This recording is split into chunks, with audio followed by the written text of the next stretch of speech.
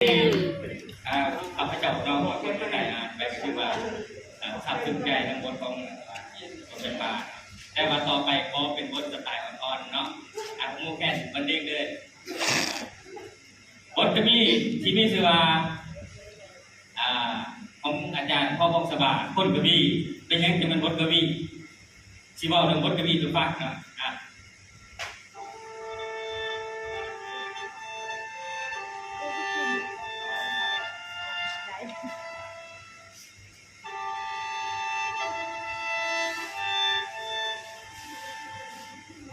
เพิ่นมาซื้อทอสร้าง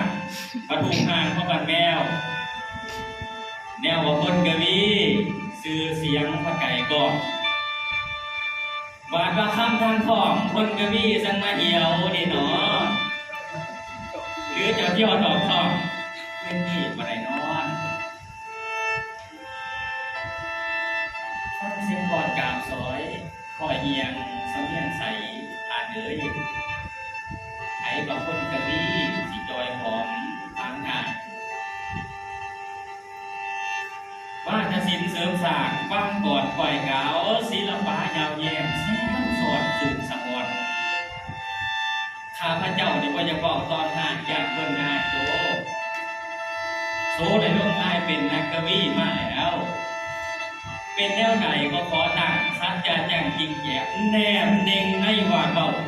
กวีเขาตัวอย่างนี้อย่างจะผู้อ่านน่ะเป็นมาแนงนายบ่หมายฟัง